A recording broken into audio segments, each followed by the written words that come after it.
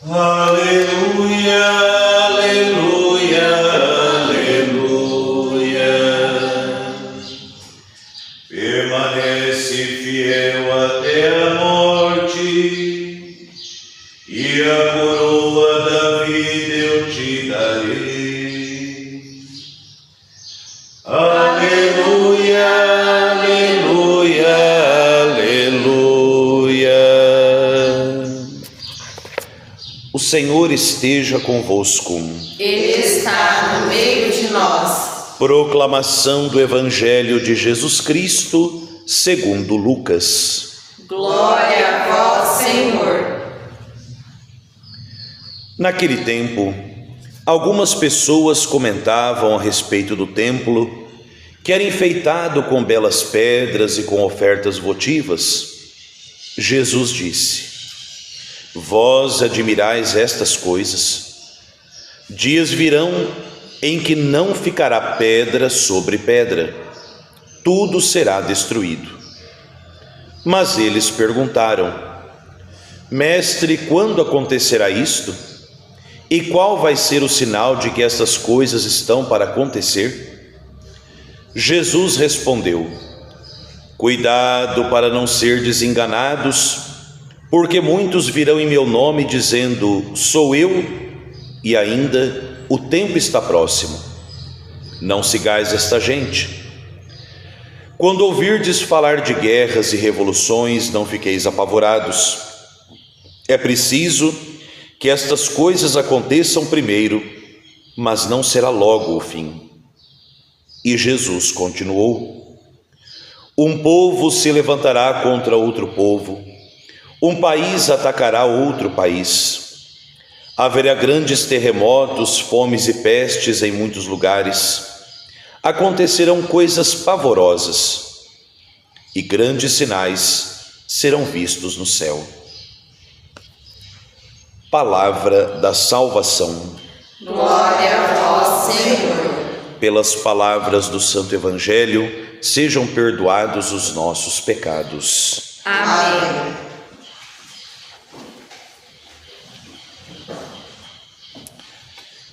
Dias virão em que não ficará pedra sobre pedra.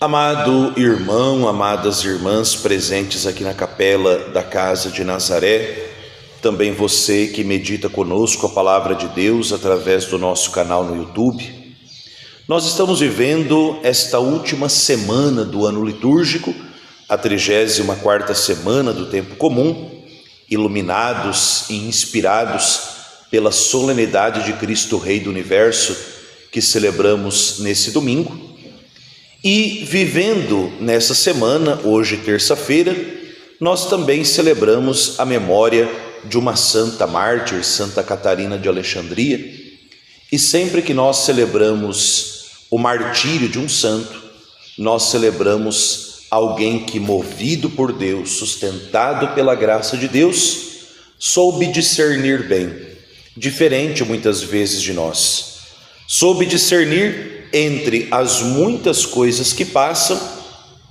e aquele que é o único que não passa, que é Cristo Jesus. E nós, ao chegarmos ao final do ano litúrgico, e por que também não pensar no final do ano civil, haja vista, cada dia do ano que passa, nós estamos mais próximos do fim do ano. Assim como a nossa vida, cada dia que passa, nós estamos mais próximos do dia da nossa morte, ou seja, do nosso encontro definitivo com Cristo, não é? E a palavra de Deus que a igreja nos propõe, ela vai nos chamando a pensar nestas coisas últimas, que a igreja chama de escatologia, ou seja, aquilo que acontecerá no final dos tempos, aquilo que virá depois, aquilo que nós falamos dos novíssimos do homem, a morte, o juízo, o inferno, o paraíso. E sobretudo, a palavra de Deus nos alerta da precariedade, do caráter provisório, do caráter passageiro que esse mundo e as coisas que pertencem a ele possuem. Já o apóstolo São Paulo dirá: a figura desse mundo passa. Basta nós olharmos para a nossa própria vida, para as coisas que nos rodeiam. Eu sempre dou o exemplo da vela que fica do lado da mesa da palavra, né? Que tamanho era a vela e cada vez vai diminuindo um pouco mais, porque ela vai morrendo para gerar luz para a celebração. Assim como a vida do cristão, nós vamos também morrendo todo dia com sabedoria. Assim espero, para que a nossa vida ela vá ganhando esse sabor de eternidade.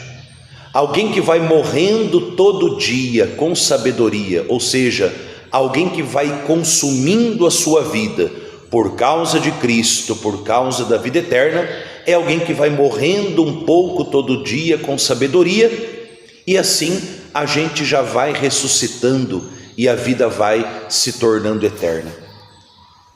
É como se fosse duas panelas de feijão. A panela de feijão onde você não põe tempero e aquela que você põe.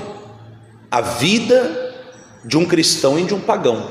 A vida do cristão é essa panela de feijão onde nós vamos temperando com a eternidade, através da oração, através do encontro diário com Deus na palavra, na Eucaristia, na busca da vivência da nossa fé, da vida sacramental, das obras de misericórdia, de caridade. Aquele que tem os pés no chão, mas o olhar está fixo no céu. Aquele que está nesse mundo, mas sabe que esse mundo passa e vai caminhando para o mundo que não passa. Essa é a panela de feijão da vida cristã, temperada com o tempero da eternidade. A de um pagão, essa panela de feijão sem tempero, é apenas uma massa que você vai comendo, que não tem gosto e um dia acaba. E que gosto tinha aquilo? De nada. A vida sem esse horizonte da eternidade, ela não tem sentido. Pense bem na nossa própria vida. Nós que sofremos, seja os pequenos sofrimentos de cada dia ou os grandes sofrimentos, como diz Jesus no Evangelho, que acontecerão e já vem acontecendo desde a época dos apóstolos, não é? Desde a época dos apóstolos, todos esses sinais vão acompanhando a história da igreja, a história da humanidade. Todos esses nossos sofrimentos, sejam os menores de cada dia, sejam os maiores, que podem acontecer com a gente ou com a história do mundo, que sentido teria viver uma vida dessa sem crer numa vida eterna? Eu digo a vocês, se eu não acreditasse na vida eterna, mas minha gente, eu não passaria metade dos meus aborrecimentos nessa vida, eu sairia por aí estapeando todo mundo. Por quê? Porque quando eu perco o horizonte da vida eterna, esse mundo é só isso daqui, vamos morrer, não tem mais nada, então vamos viver a vida. Já diria um filósofo ateu: arranque Deus da história e toda espécie de maldade vai estar permitida. Por quê? Se eu perco o horizonte de Deus da minha vida, que sentido tem eu procurar fazer o bem, viver a caridade, evitar o pecado? Viveríamos como cachorros, como gatos, que seguiam pelo instinto. E a palavra de Deus vai nos dizer, não dá para viver só no instinto, não dá apenas para viver para as coisas desse mundo, porque nós fomos criados para algo a mais. Dizia já a segunda leitura da fé, da solenidade do Cristo Rei, não é? Nós fomos criados por Cristo e para Cristo.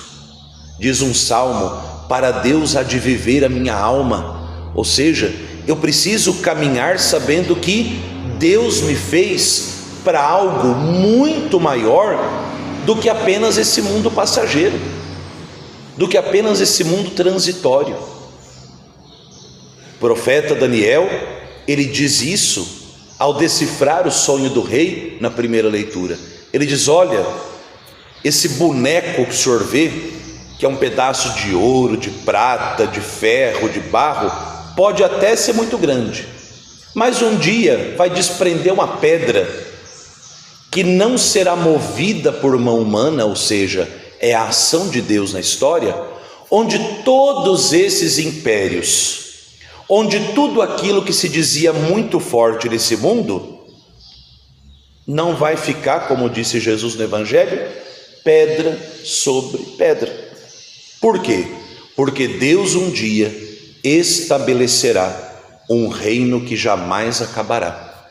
E esse reino que Deus institui e que jamais acabará é o reino que nós já estamos vivendo, que é o reino de Cristo. É Ele que reina, é Ele que vive, é Ele que impera a partir do trono da cruz, e pelo mistério da sua morte e ressurreição, é Ele o Senhor e juiz dos vivos e dos mortos. É Ele o único que é o alfa e o ômega e que tem nas mãos o nosso destino. É por causa desse reino de Cristo que nós somos chamados a empenhar a nossa vida. E isso me faz lembrar, e com essa história eu termino a homilia de hoje, a história da conversão de São Francisco de Borja, se não me falha a memória, jesuíta. Ele que trabalhava para uma rainha, e dizem que era a mulher mais bonita do mundo. A beleza dessa mulher era inigualável. E essa mulher morre. E trazem o corpo dessa mulher para ser velado. E Francisco de Borja, se eu confundir o nome do santo, depois eu ponho no comentário lá do YouTube. São Francisco de Borja espera ansioso por ver o corpo belíssimo daquela mulher belíssima que ele serviu com tanta fidelidade. Quando abrem o caixão e São Francisco de Borja vê aquele corpo podre, fedorento, já em processo de decomposição,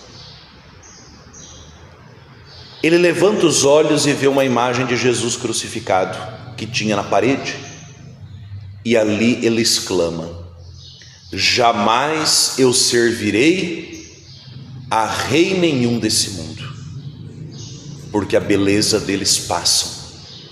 Eu servirei àquele que é o Rei eterno. E entra na companhia de Jesus, se faz sacerdote, companheiro de Santo Inácio de Loyola, e empenha a sua vida por causa de um rei que jamais perde a beleza. O mesmo experimentou os jovens que foram jogados na fornalha pelo rei Nabucodonosor, que foram ameaçados de serem jogados no fogo, e foram, mesmo o rei dizendo, mesmo o fogo ardendo, mas foram, e lá no meio do fogo deram testemunho da sua fé, saíram ilesos e cantaram, mas não cantaram as mágoas da vida. Esse salmo que nós rezamos hoje, que fala: louvai-o, exaltai-o, tudo bendizei o Senhor, céus louvai o Senhor, águas louvai o Senhor, é o que os três jovens cantaram no meio da fornalha. No meio do fogo, aceso 7 vezes mais, aqueles três jovens, passeando no meio do fogo, louvavam a Deus, o mesmo Deus pelo qual eles tinham sido jogados no fogo. E ali, no meio do fogo, Deus mostra o seu poder, não só porque os salvou, mas porque conservou neles a fé, mesmo em meio ao sofrimento. Quando a chapa esquenta na nossa vida, a gente também diz: louvai-o e exaltai-o pelos séculos sem fim? Ou a gente já chuta o balde e diz: servi tanto a Deus a vida inteira e agora eu estou doente. Servi tanto a Deus a vida inteira e ninguém me compreende. Servi tanto a Deus a vida inteira e ninguém me reconhece. Cuidado. Procuremos imitar mais os três jovens do Salmo responsorial de hoje, para que nós também, no meio da fornalha da nossa vida, nós possamos abraçar o único Rei que jamais será deposto, aquele que possui uma beleza infinita, que jamais acabará. E que Maria Santíssima, ela que por causa de Jesus empenhou toda a sua vida, ela que é modelo de fé, de esperança e de caridade, que ela, juntamente com Santa Catarina de Alexandria, intercedam muito por nós, para que, passando pelo mundo que passa, nós abracemos aquele que é o único que não passa, Jesus Cristo, que é o mesmo ontem, hoje e sempre. Glória ao Pai, e ao Filho, e ao Espírito Santo, como era no princípio, agora e sempre. Amém.